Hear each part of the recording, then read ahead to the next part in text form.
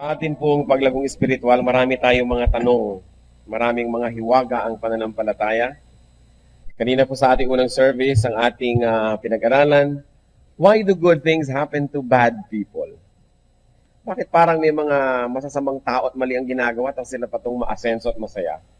At ngayon po ang katanungan na ating sisikapin na napatan ng karunungan ng Diyos, why do bad things happen to good people? Questions are raised whenever bad things happen to good people. To innocent children, to people who are doing good, pagkatapos their life is abruptly ended.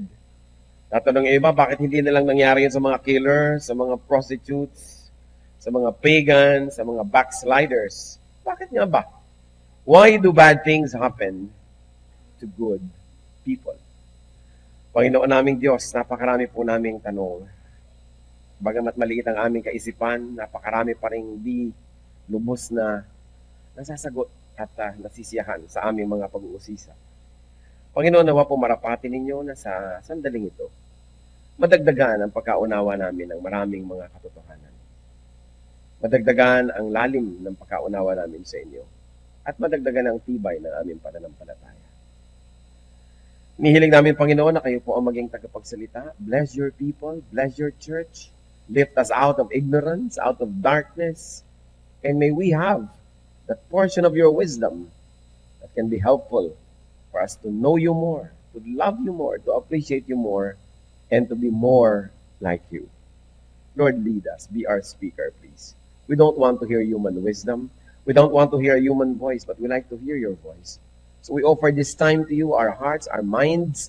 We offer to you all the mechanics and tools of communication. And may you find your servant as your footstool. Gawin niyo pong tungtungan ang inyong paa, inyong lingkod. Gawin niyo pong daluyan ang inyong mga salita, subalit kayo po ang magsalita at mangusap sa amin. In Jesus' mighty name, we reject all work of evil, all lies, all falsehood, all deception. And we ask for wisdom that we may recognize all of those things, Father, so that we may receive only that which comes from you. In the name of Jesus, we also reject and drive away and frustrate all work of evil men and evil spirits against this holy assembly. And ask you, Father, be King of kings, be Lord of lords. Receive our worship. And may your blessings emanate from your heart to ours. Lord, we enthrone you. We ask you to do what you have planned to do. Do your will, Father. We are your people. Lead us, teach us. In Jesus' mighty name we pray confidently. Why do bad things happen to good people? So, pakitanong yung katabi nyo, ikaw ba good? Kayo ba good? Why do bad things happen to good people? Unang-una, establish natin ang mga dapat ma-establish. There are no really good people. So, kung sumagot sa inyo kanina yung katabi nyo ng yes, sabi nyo, ikaw naman mapagbiro. Diba? May ilusyon ka yata tungkol sa iyong sarili. There are really no good people. Psalm 14, verse 3, all have turned aside. They have together become corrupt. There is no one who does good. How many, church? Not even one. So no one does good, according to Psalm 14, verse 3. Buti na lang Bible may sabi, kung ako baka i-contest nyo pa. No? The Word of God has said it. Isaiah 53, verse 6, we all, like sheep, have gone astray. Each of us has turned to his own way, and the Lord has laid on him the iniquity of us all. Alam niyo po, ang mga tupa ay kakaibang mga hayop. Lagi na lang nawawala. Lagi na lang naliligaw. Kung may balon, mahuhulog sila. Kung may bangin, mahuhulog sila. In fact, the Dead Sea Scrolls were found in the Qumran caves along the coast of the Dead Sea because there was a shepherd na nawawala na naman yung mga tupa-tupa niyang alaga. So, binabato-bato niya yung mga yungib-yungib sa ilalim na mga nakita niya, mayroon pala ditong daan, baka nandun yung tupa. Lumagotok yung mga palayok na discover one of the greatest archaeological finds of all time, the Dead Sea Scrolls. Talagang laging nawawala ang mga tupa, laging naliligaw, laging nalilito, sumasama sa mga mali, susunod-sunod sa mga fake na mga shepherd. Kaya siguro yun ang ginamit na metaphor para i-describe ang mga anak ng Diyos, mga tupa. Lagi na lang naliligaw. Yan sabi sa Isaiah 53 verse 6, we all, like sheep, have gone astray. Each of us, bawat isa, has turned to His own way, kaya tuloy ang Panginoong Diyos ang pinagbuntunan, ang Panginoong Hesus natin, ang pinagbuntunan ng ating mga kasalanan. Siya ang nagbata, nagdala at namatay para sa mga yun. So ano pong sinasabi ng Isaiah? All have gone astray. Lahat ay naligaw. In Romans 3:23, for all have sinned and fall short of the glory of God. All have sinned. Sasabihin niyo, pati naman po ba naman mga bata, kabata-bata pa, mga inosente pa, bakit naman nagkakaroon ng masamang nangyayari sa kanila? Even innocent children are not altogether clean. Lahat po ay may kasalanan. Sabi ng Psalm 51 verse 5, surely I was sinful at birth, sinful from the time my mother conceived me. Sabi, sigurado ako masama at makasalanan din. Nung pamang ipinaglilihi ako ng aking ina, ay may kasalanan na ako. It may not be a very personal sin, but it is a generic, it is a racial sin that inflicts all human beings since Adam and Eve sinned. So inang pong isipin, unang-una, bago tayo magreklamo, why do bad things happen to good people? Why do bad things happen to me, to my relatives? We are good. There is no such thing as good people. Some are just less bad than others. But everyone is a sinner.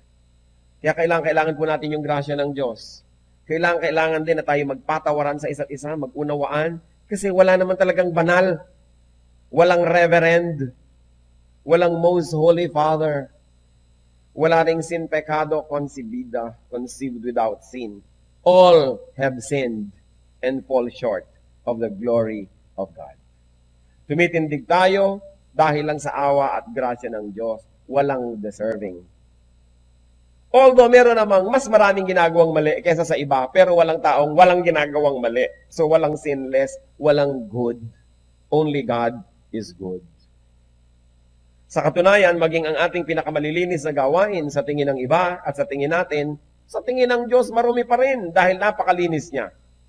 Naranasan nyo na ba na kayo may pinagmamalaki sa inyo yung kakilala nyo, ang linis ng bahay namin, nung tingnan nyo, ay marumi rin naman pala. Hindi kayo kontento dahil iba ang standard nyo. So ano man ang kalinisan ng tingin natin sa ating sarili at sa ating kapwa, kung ibahambing sa kalinisan ng Diyos, marumi pa rin.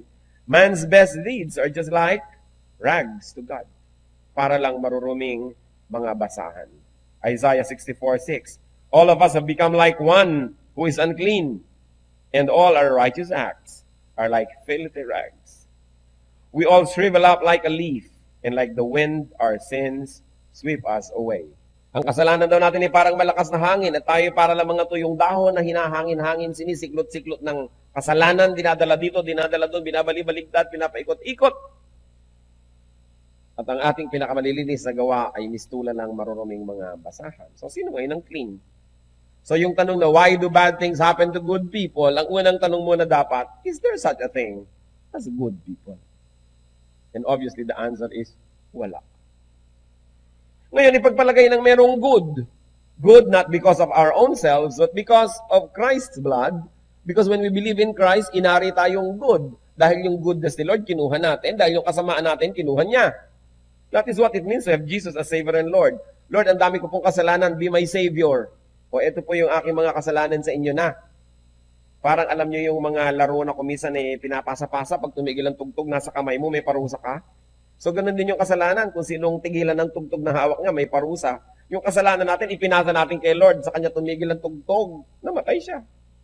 Nagbayad. Pero ang ipinasa naman natin niya sa atin ang kanyang kalinisan, ang kanyang kabutihan. At yun lang ang pwedeng matawag tayong good.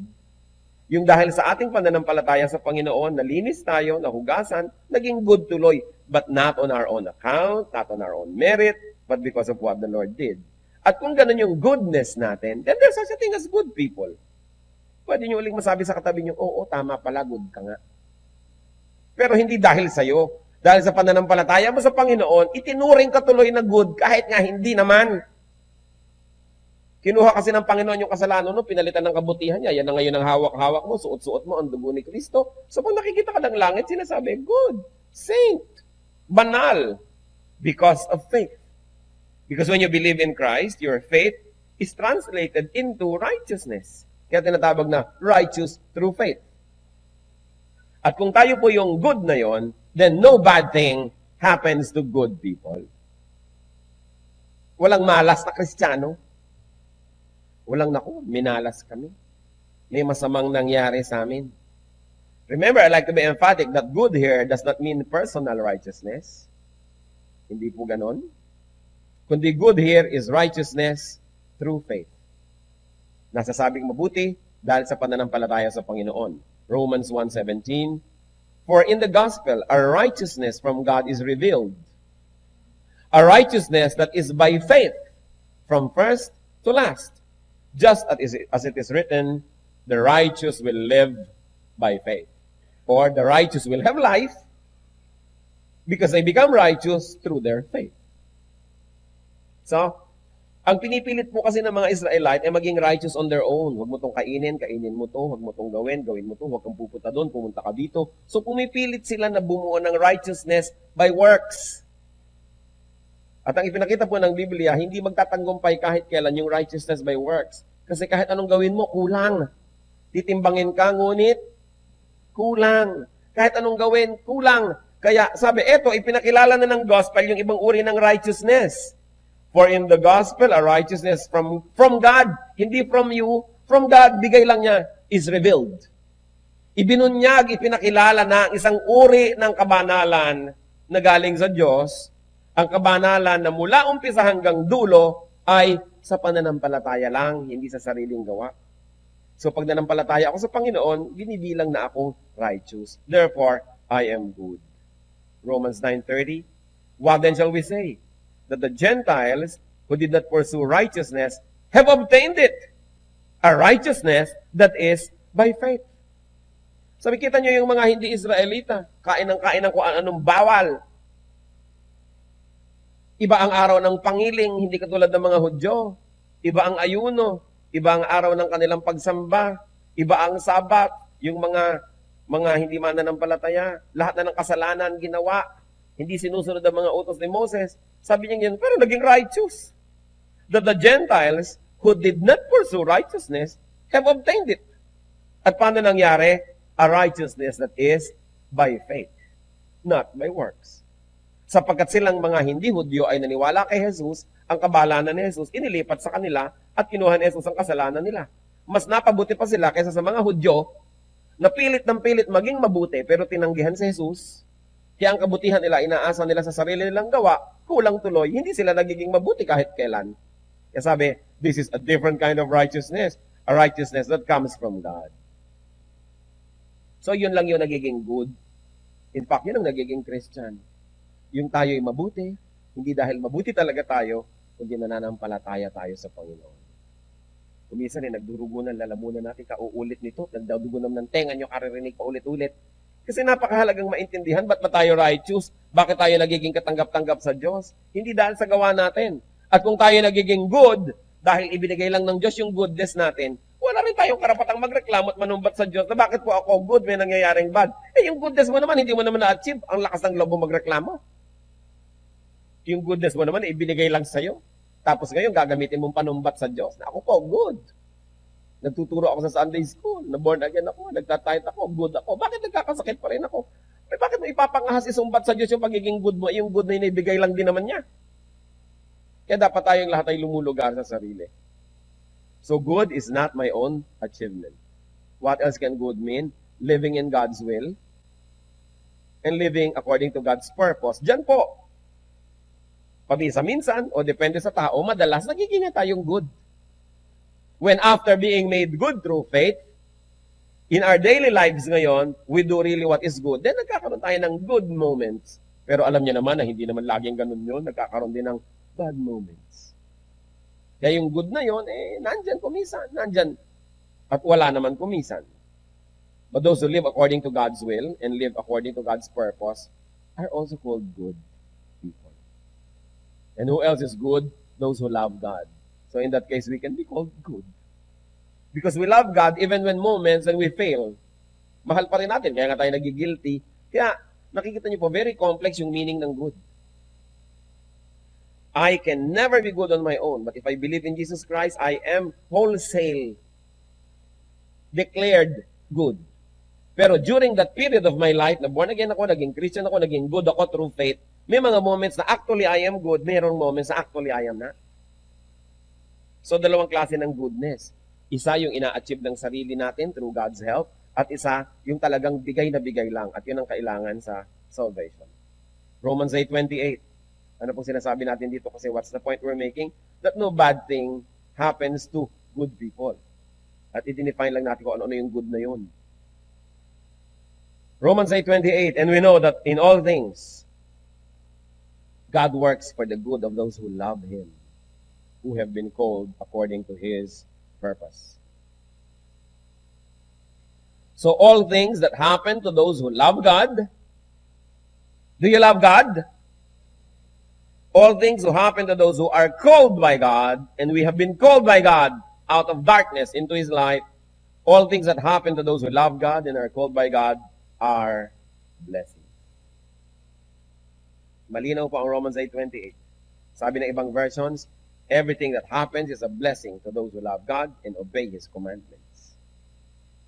In other words, you love God. Pagkatapos may nangyayari pa rin sa'yo na parang bad, hindi yan bad, good yun.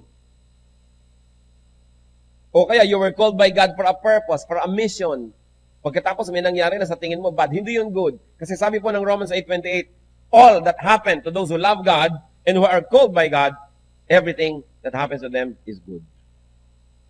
So, bakit parang tingin ko hindi good? Tingin lang natin yun.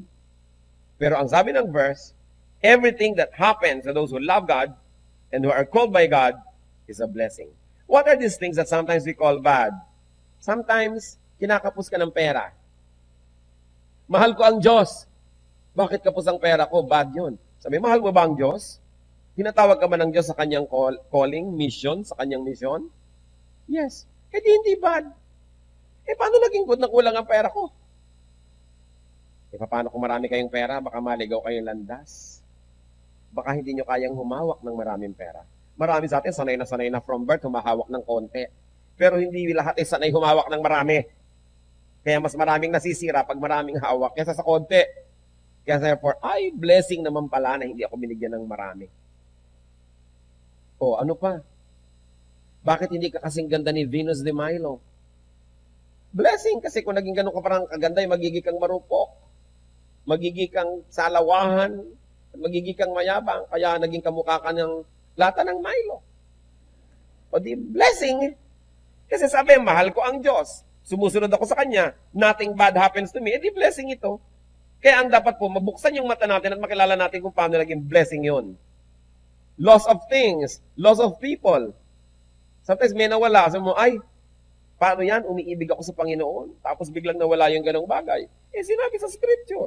All things that happen to those who love God, who are called by God, are blessings. Eh di, blessing na nawala yan. Kumbaga sa halaman, tinalbusan ka. Di ba yung tinatalbusan, nawawalan? Ang kasunod po pala lalago lalo. May natatanggal, nawawalan ka ng relasyon, minsan nawawalan ka ng tagumpay, nawawalan tayo ng mga bagay-bagay. Minsan merong isang naggagagapang dyan sa lahat ng mga silya dahil nawala ang isang hikaw. O kung minsan natatanggal na talaga yun para masabing, yan, maging free ka na, huwag ka na kasing suot ng ganyan. Hahanap-hanap ka tuloy pag nawala. O dapat mahalaga, suot natin, nagagandahan tayo, pero kung nawala, hindi nawala. Hinanap mo ng konti, pero hindi ka naman, Crispin, Basilio, ang mga hikaw ko. Kasi nagiging slave tayo ng mga bagay, kung minsan na tinatanggal para ka pala maging free. Meron ngang mga pahabol-habol sa asawa, talagang kutakot-takot na hirap ang ginagawa, tapos biglang sumakabilang buhay yung asawa, sabi, sister, anong nararamdaman mo? Relief pala, sabi niya. Lumaya pala ako. Kasi hindi po lahat ng nawawala ay kawalan, lalo't mahal natin ng Diyos, sumusunod tayo sa Diyos, because all the things that happen are blessings to those who love God. Ang dapat makita natin kung paano nagiging blessing. Sometimes, tumatanggap tayo ng discipline and correction in the form of pain, sorrow. Kung minsan napapahiya tayo, yung pala mabuti, naging humble tayo. Kasi kung lagi tayo nagiging matagumpay, sobrang yabang naman ang nangyayari sa atin. Tulad ni Paul, meron siyang pain in the flesh, meron siyang thorn in the flesh. Sabi niya, 3 beses na ako nagmakaawa sa Diyos, alisin ito. Ayaw naman ng Diyos alisin. Sabi, mabuting nandyan yan to keep you humble. At ang lagi mo ako maalala. Kaya sabi ni Paul, ito nga yung weakness ko na to, na thorn in the flesh, it becomes my strength. Why? Because in that area, I don't depend on myself, but depend on God. So how can I be weak when I depend on God? Kaya sabi niya, when I am weak, then I am strong. So ang mga anak ng Diyos na tinatawag niya at nagmamahal sa Kanya, walang weakness.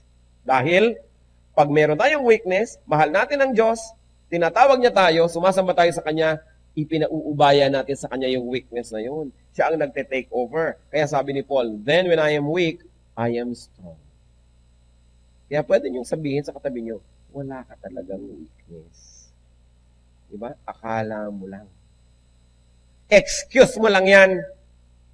Para lagi kang magkasala, o ayan, ito na yung weakness ko, ito na yung weakness ko. Excuse mo lang yan. Dahil kung tatawagin mo ang Panginoon sa area of your weakness, magiging area of your strength yan eh. Bakit nananatiling area of weakness? Because you don't call upon God and you depend on yourself. Therefore, it becomes a continuing weakness. Mga emotional pain, sorrow, frustration, kumisan parang bad. But in the end, it strengthens us. At pag sanay po tayo na nahihirapan, nasasaktan, tayo mga veterano ng napakaraming mga digmaan sa buhay, ano nangyayari? Kahit ano nangyayaring putukan at mga gulo sa paligid, payapa ka pa rin. Sabi mo, I've seen it all, I've done it all. Hindi na tayo madaling matakot. Tapos natanggalan ka ng kung ano-anong mga asset sa buhay, nalaman mong buhay ka pa rin kahit wala yon, hindi ka na ngayon takot na takot. Alam niyo po, one of the most difficult situations in life is to have so much and be afraid of losing them. Kaya pag ang dami-dami mong tinatangkilik sa buhay, kasunod na yung takot-takot na fear, paranoia, jealousy, unkindness. Magtataka nga ako minsan yung pang maraming pera, mas madamot eh. Kesa doon sa wala. Kasi sa takot niyang mawalan, sa takot niyang mawalan muli, lalo yung galing sa wala't nagkaroon. Hindi na halos maging matulungin sa mga kapwa-wala na dapat nga nauunawaan niya yon. Para siya yung babae sa Wuthering Heights, na kumakain ng kamote, sabi niya, I will never go hungry again. Hindi niyo alam ano. Kailangan magbasa-basa ng classics para alam natin ang tinutukoy sinong babaeng kumakain ng kamote. Kasi nagkaroon ng civil war, ang yaman-yaman pa naman niya dati, ngayon walang makain. Nung nakakita ng kaprasong kamote, kinain lang ang hilaw. Pero sabi niya, I will never go hungry again. Sa takot niya magutom muli. Kaya yung mga meron nga yan, ang mga mas madadamot pa kumisan, nababaligtad. Kumisan, hinuhubaran tayo, tinatanggalan, nagiging dare lahat to the minimum because we realize that we can survive with so little. That we really need so little. It doesn't mean na hindi tayo mag-i-strive na magkaroon ng nicer things, better things, finer things. Pero dapat alam natin sa puso natin, nandyan lang yan, ina-appreciate ko habang nandyan. Pero kung wala, pwede rin. Tuloy din ang buhay. O masaya ako, maraming ko akong kasama at kampe, pero kung wala, pwede rin. Basta kasama ko ang Diyos. Nag-e-enjoy ako ng napakaraming magagandang bagay. Salamat, I'll enjoy it while it lasts. Pero kung wala, pwede rin. Hindi natin dapat nililimot so that these things don't become our gods. And then weaknesses, inadequacies, as we have already mentioned, they become strengths whenever we depend on God in those areas. Sometimes even physical death. Sa biglang tingin, parang disadvantage. Paano kung di na kayo mamatay? 900 taong buhay pa kayo? Baka nagmamakaawa na kayo sa Diyos. Diyos ko po, tama na. Wakasan niyo ng aking buhay. Napagkakamala na akong driftwood. Siyempre, ang tao na mamatay, kaya lang pagka nangyayari sa atin, masyadong personal, nawawala yung perspective natin. But of course, ipinanganak, mamamatay, natural part ng buhay. So nalulungkot tayo, pero hindi nagwawala. Nalulungkot tayo, pero hindi ka nawawala ng pag-asa kasi alam natin that even death is an entry point to another level of existence. Sabi ni Paul, therefore, to live is Christ and to die is gain. Pero kung honest naman tayo, talagang ayaw pa nating mag-to die is gain. Saka na, to live is Christ muna. Di ba? Kayo gusto nyo yon. Pinapahaba natin, pinipilit natin mag-to live is Christ muna. Pero kung talagang wala nang magagawa at nandun na, to die is gain naman. Ibang ligaya naman.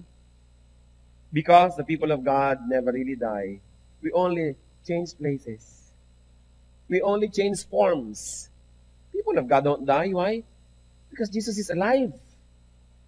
And where He is, He will go. We will be like Him. Bumangon na nga siya mula sa kamatayan, kaya hindi na tayo dapat pumunta doon sa kamatayan na yun. Napuntahan na niya, nagawa na niya para sa atin, exempted na tayo doon. Kaya hindi naman lubos na nakakatakot yan, bagamat ayaw pa natin sana.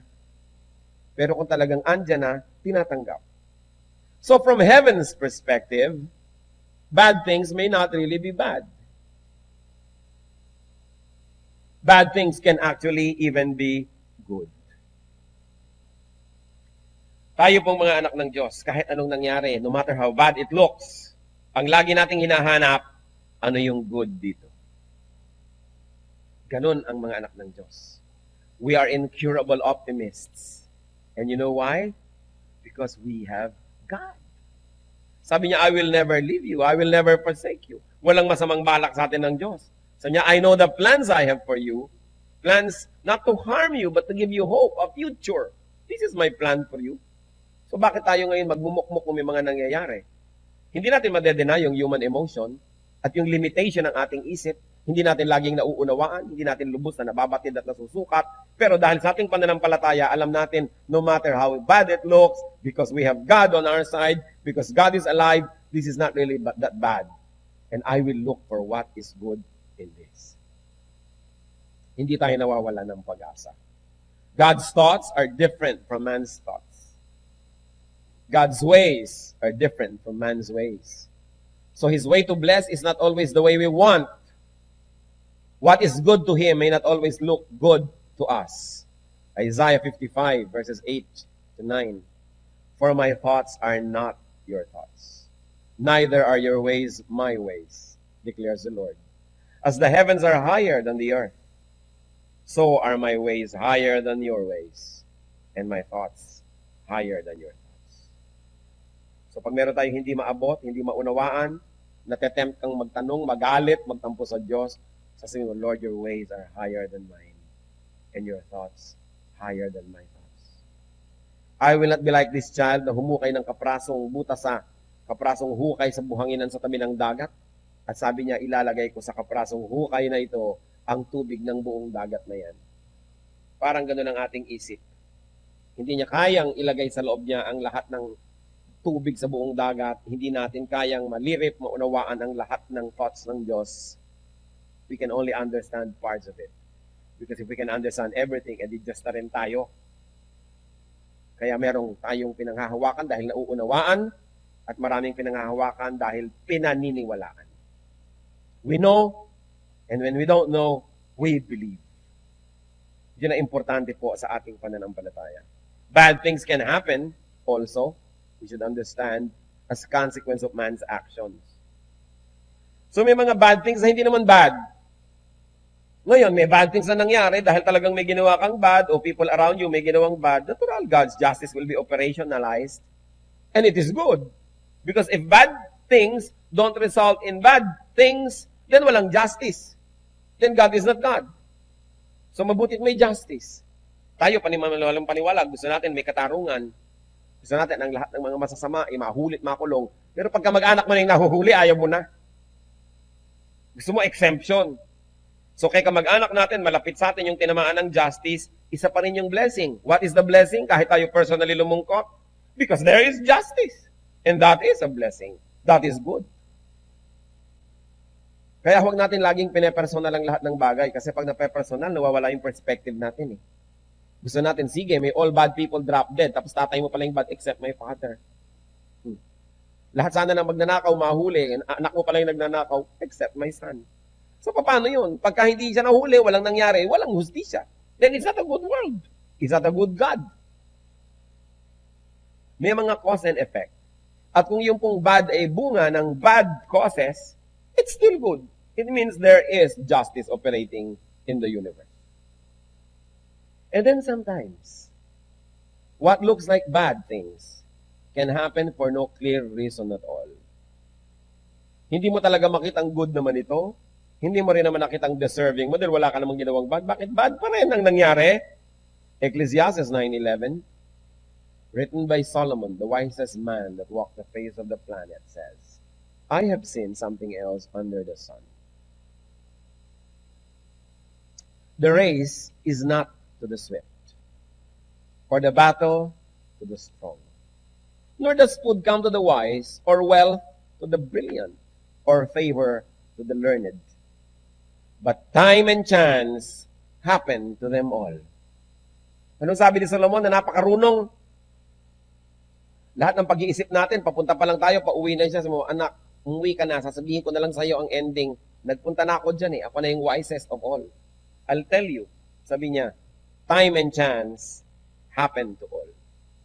Ano daw yung na-observe niya? Hindi komot mabilis kang tumakbo, ikaw ang mananalo sa karera. Hindi komot ikaw ay malakas, mananalo ka sa lahat ng digmaan. Hindi komot marunong ka, ikaw ang magkakaroon ng pagkain sa iyong hapag. Hindi laging nagpupunta ang pagkain at mga blessings sa mga mararunong. Alam niyo gano'n? O hindi lahat ng marurunong ay favor ang kanilang natatamasa. So niya, alam niyo, ang isa kong naobserbahan sa buhay.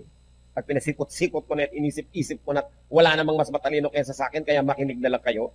Sabi ni Solomon, time and chance happen to all. May mga bagay na walang dahilan nangyayari. Walang dahilan vis-a-vis our brain. Walang reason when it comes to referring to our intelligence. Sabi, hindi natin maabot, hindi natin alam, nangyayari. So may mga marurunong na naghihirap sa buhay. Meron namang ka-eskwela mo nung araw, nangongopya lang sa'yo, ang yaman ngayon. May mga matutuwid na hirap na hirap. Meron namang mga kumisan hindi matutuwid, sila patong mukhang maginhawa. Sabi ni Solomon, time and chance happen to all. Hindi lahat mauunawaan ng human logic. So anong gagawin natin kung sakaling yun? Una, sinabi natin, na wala namang good. So, pag nangyayari yung bad sa'yo, dahil bad ka kasi, natural lang. So, that's the reason. Pangalawa natin sinabi, kung talagang good ka because of Christ, walang bad na mangyayari sa'yo. Akala mo lang bad yan, pero hindi. Pag none of the above, pangatlo pa rin, hindi mo maunawaan, huwag mo nang unawain. Sabi ni Solomon, nangyayari talaga yun. Anong dapat mong gawin? Accept your lot. Tanggapin nyo. Naniniwala tayong may Diyos, nakaupo siya sa kanyang trono, siya'y makapangyarihan, kilala niya tayo, alam niya ang ating sitwasyon, ginagawa natin ang lahat ng magagawa natin, sinisikap nating maging tama, nangyari pa rin ito, anong gagawin mo ngayon? Accept it. Because if you won't accept it, you have only one other choice. Labanan mo ang Diyos. Magreklamo ka, magrebelde ka, o may panalo ka ba doon? Kaya sabi, tanggapin. Ecclesiastes 5:19. Moreover, when God gives any man wealth and possessions and enables him to enjoy them, what must you do? Accept his lot and be happy in his work. This is a gift of God. But remember that these two can be reversed. Pwede mabaligtad. Bakit po pag tayo nakakatanggap ng magagandang bagay, hindi tayo nagre-reklamong, Lord, where is your justice? Hindi ko dapat matanggap to. But pag may nagregalo sa atin ng magandang hindi natin inaasahan, sabi mo, Lord, napaka-unfair nyo. Bakit ako nakatanggap ng gift? Dapat hindi. Pag naglalakad kayo, may napulot kayong 1,000 pesos. Lalo dyan sa hagdan dyan, maraming napupulot dyan. Baka lahat doon dumaan tuloy. Pag napulot mo, pati mo sabihin, Lord, hindi ko dapat ito mapulot. Dapat iba. Bakit hindi tayo nagre-reklamo? When things we like happen. Pero pag ayaw natin yung nangyayari, nagre-reklamo tayo. Lord, bakit sa akin nangyari to? Bakit sa akin nangyari to? Dapat pareho lang. When we receive good things, we don't complain. When we receive things that don't look good, we don't complain. Sinisiyasat natin kung karapat-dapat bang mangyari sa atin. Kung karapat-dapat, edi salamat, makatuwiran ng Diyos. Ngayon, kung hindi naman, maniniwala kang ang Diyos ay talagang makatuwiran, so itong nangyayaring ito yung mabuti pa rin. Although sa limited kong pananaw ay hindi. At kung baligtad mo na lahat ang isip mo at ang verses, hindi mo pa rin maunawaan, sabi ni Solomon, time and chance happen to all. Manahimik ka, pasanin mo ang papasanin, lakarin mo ang lalakarin, languyin mo ang lalanguyin, dahil alam naman ng Diyos ang katayuan mo, hindi ka niya nakakalimutan, hindi ka niya pinapabayaan, malalaman mo rin yan pagdating sa dulo, so tapusin mo yung mission mo sa buhay. Huwag lang tayong tumatanggap ng mabuti. Pag sa tingin din natin, hindi masyadong mabuti, tanggapin pa rin. Sa Job 2, verses 9 to 10, nung kutakot-takot na dilubyo nangyari sa pamilya ni Job, si Job, praise the Lord pa rin, praise the Lord. Namatay ang mga anak, nawala ang kabuhayan, nagkaroon ng sakit mula ulo hanggang paa. His wife said to him, are you still holding on to your integrity? Curse God and die. Can you imagine itong asawang to? Nung si Satanas ay humingi ng permiso sa Diyos, alisin lahat ng mabuting bagay sa kanyang buhay. nawala ang kayamanan, nawala ang mga anak, nawala ang mga katulong, nawala ang kalusugan, natira ang asawa. So, hindi pala siya mabuti. No? Siyang itinira, kakampi ni Satanas. Gusto talagang sirain si Job, ang itinira yung asawa. Sabi nung asawa, pinamiwangan siya, ano, praise the Lord ka pa rin? Ba't di mo nilang sumpain ng Diyos, tapos mamatay ka na dyan? Praise the Lord, kaya kung ano nangyayari sa buhay natin. At sabi niya sa verse 10, you are talking like a foolish woman. Shall we accept good from God and not trouble? In all this, Job did not sin in what he said. Naghinagpis siya, nalungkot siya, sinira niya ang kanyang damit, naglagay siya ng abo sa kanyang ulo, talaga nagluksa, pero hindi sinisin Diyos. Sabi niya sa asawa niya, bakit nung dating ang bonanza sa buhay natin, hindi ka nagrereklamo sa Diyos na hindi tayo karapat-dapat tumanggap? Bakit ngayong binabawi, nagrereklamo ka na hindi karapat-dapat mangyari sa atin to? Dapat what you do on both sides of the equation, pareho. Kung magrereklamo ka when bad things happen, dapat magreklamo ka rin when good things happen. Pero dahil hindi ka nagrereklamo when good things happen, huwag ka rin magreklamo when bad things happen. Dapat pareho yan para may balance. So what do you do when such things happen? When bad things happen to good people, depend on God. Good ka naman pala alam nga namang hindi ka iligtas ng Diyos. Di ba kakampi ng good yung good? Alam nga namang ipahamak ka ng Diyos dahil good ka. So, hold on. Proverbs 3:5. Trust in the Lord with all your heart. And lean not on whose understanding? On your own understanding. Every single cell in your brain tells you na mali ang Diyos. Naku, huwag kang maniwala sa brain mo. Every single argument you have learned in life tells you na mali ang nangyayari sa buhay mo, walang katarungan ng Diyos. Huwag kang maniwala sa sarili mo. Sabi, trust in the Lord with how much of your heart? All your heart. And lean not on your own understanding. So mahalaga, do not be a judge. Pag sinabi nyo kasing, siya ay mabuti, bakit masama ang nangyayari sa kanya? China-challenge nyo ang karunungan ng Diyos. Anong malay nyo kung mabuti nga yun? Sabi nga sa Bible, kahit ang pinakamabubuti nating gawa, marumi pa rin. Minsan, bigay ka ng bigay sa kapwa, yung pala, nagpapa-i-invest ka lang para makontrol mo ang buhay nila dahil bigay ka ng bigay. O bigay ka ng bigay sa charity para malagay ka sa plaque, yung pangalan mo nandun sa kanilang tarangkahan.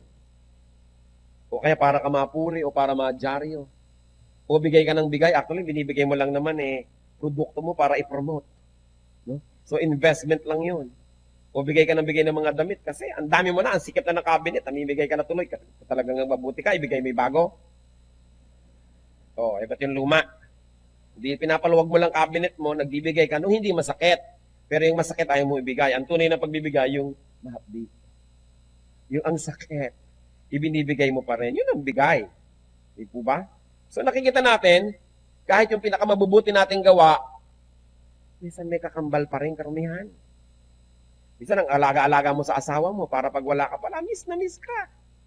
O ibig sabihin, you want the person to be dependent on you. Minsan yung ina o yung ama, alinman, sobrang magmahal sa anak para, sinong mahal mo? Tatay, nanay. Para ikaw ang panalo. O yung kabutihan natin, investment para sa sarili rin. Kasi sabi, yung mga gawa nyo, dudumi. Kaya, kailangan, nagtitiwala tayo sa Diyos at huwag tayo nagja-judge. Ang bubuting tao, masama ang nangyari. Anong akala nyo? Mas mabait pa kayo sa Diyos. Kasi pag sinabi mo, ang bubuti nila, ang sama nang nangyari, parang yun ang sinabi ko, ako Diyos, hindi ko gagawin yan kayo ba Diyos? Alam ba natin? Alam ba natin? Sabi nga sa Bible, wala namang mabuti. Meron lang less bad than others. But no one is righteous. So huwag natin sasabihin, good yun. Kasi judgment yun. Bad yan. Judgment yun. What do we do? Have faith in God. Rely on God when bad things happen to us and to other people. So what can we learn? Enjoy whatever is at hand. Enjoy whenever possible. Dahil hindi lahat ng araw ay pareho. Malakas kayo ngayon, gusto nyo akyatin ang bundok Taal, akyatin nyo na. Hindi ako nagbibiro. Mamaya, paglabas nyo dito, tumuloy na kayo doon. Nakakatiyak ba kayong malakas kayo bukas? May gana kayong kumain ngayon, kumain na kayo. Baka bukas, bawal na. Dalawa lang naman ang uri ng tao Yung gustong kumain pero hindi maka-afford, at yung makaka-afford pero bawal. So, kailangan kung na-afford mo at pwede, gawin na. Meron kayong gustong gawin? Gusto nyo mag-aral ng ballet? Mag-aral na kayo. Kasi rurupok na ang inyong mga kasukasuan at lulutong mga buto nyo. Hindi laging pwede. Gusto nyo mag-aral ng piano? Gawin na. Gusto nyo mag-enjoy sa buhay? Gawin na. I was talking to one very popular couturier. Dinalaw ko yung bahay niyang pinag-uusap-usapan kung gaano kaganda. At minsan nandun ako sa vicinity. At meron kami pinag-uusapan. Sabi ko, alam mo, minsan gusto ko mag-wood carving eh. Kaya lang, ang busy ko ngayon eh. Alam mo, sabi niya sa akin, gawin mo na. Hindi ka naman nakakatiyak na laging steady ang pulso mo. Tama nga. So, titiyakin ko ng mag-wood carving na tayo agad. Kasi, hindi lahat ng araw ay controlled natin. There are really bad things that can happen. So, habang good, enjoy it. Pag dumating yung bad, at least may alaala ka ng mga good, pampalakas. Para bang kung may tag-ulan, may tag-gutom, meron kang in-store, meron kang hinanda, o magutom ka man ngayon, naaalala mong di bale, ang dami ko na naman nakain eh. So, meron kang pampalakas sa iyong kalooban. So, kung pwede po tayo maging masaya, sumaya na. May papatawarin kayo sa buhay, patawarin nyo na. Hihingi kayo ng tawad, sige na, gawin na, huwag nang tagalan. Dahil hindi tayo nakatitiyak sa pag-andar ng panahon. Sabi rin sa Bible, you do not know what a day may bring forth. At ano pong sabi ng si Solomon na naman, na nag-observe ng buhay kay runong-runong, Ecclesiastes 3, verses 12 to 13. I know that there is nothing better for a man than to be happy and to do good while they live. That everyone may eat and drink and find satisfaction in all his toil. This is the gift of God. So ano daw yung gift ng God? Na tayo makainom, makakain, magkaroon ng kasiyahan mula sa mga bunga ng ating pagsisikap. So huwag nyo na masyadong i-withhold ang inyong kaligayahan. Mayroong sobra naman magtipid. So habang nagtatabi tayo ng konti para sa future, dapat marunong tayo mag-enjoy yung here and now kasi hindi nyo alam kung nandun pa kayo sa future. Sabi niya sa Ecclesiastes 3:22, so I saw that there is nothing better for a man than to enjoy his work because that is his lot. For who can bring him to see what will happen after him? Ang sinasabi niya, enjoy his work. So, nag-e-enjoy ba kayo sa trabaho nyo? Kung di kayo nag-e-enjoy, layasan nyo yan, hanapin ninyo yung mag-e-enjoy kayo. Kasi sabi ng marunong na si Solomon, there is nothing better than to enjoy your work. Kasi kung hindi na kayo nag-e-enjoy sa trabaho nyo, hindi pa kayo enjoy sa sweldo, di sobra naman kayong kawawa. Eh ngayon, nag-e-enjoy kayo sa trabaho nyo, pero hindi naman masyadong malaking income, pero yung trabaho mismo is a reward, di sumasaya tayo sa buhay. Yung iba, takot na mag-career shift. 40 na po ako, 50, pwede pa ako mag-career shift. Balak niya namang mamatay 2 years from now. Hindi pa po, pwede pa. Plan as if you're going to live for another 100 years, but live in holiness as if you're going to die now. Then you will be in a good situation in life. So, really, there are things that can seem to happen that are bad. Bad from our point of view, but probably not bad from heaven's point of view. Pero hindi pa rin natin ma-deny na sa tingin natin, bad pa rin. Pero alam nyo, there is no perfection in this planet that not even bad things cannot be perfect. Laging titigil din yan, magkakaroon din ng good. Kasi even terrible things cannot be perfect. May kulang pa rin yun, makakasingit pa rin yung good. Kaya pag nandun yung good, enjoy it. Pag dumadating yung difficult times, have faith in God. Depend on God. Trust in God. Travel on as best as you can because you know that God is with us every step of the way. Why do bad things happen to good people? There are no good people. So when bad things happen, dapat natin sabihin, tama lang, we deserve it. And because of that, hindi tayo nagkakaroon ng sama ng loob sa Diyos, hindi tayo nagagalit. But it doesn't mean titigil na tayo doon. Because we have God in our hearts.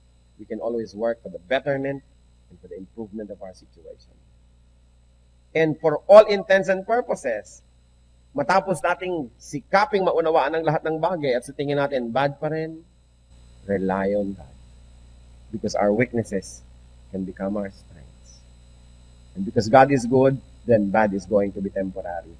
Because permanent ang good what is permanent is what is good. Ano po ang sitwasyon natin sa buhay ngayon? Are you thinking, there are some bad people who are having a good life? So anything that is better than hell, we should be thankful for. Because people don't deserve anything better than that. But because of God's grace, He gives us a way out and He enables us to enjoy many things that we don't truly deserve. Dear Lord, may you examine our hearts. Sa mga nakikita po namin kumisan may mga nagrereklamo, bakit may masamang nangyayari sa mabubuting tao. Turuan mo kaming maunawaan yung mechanics ito, Lord.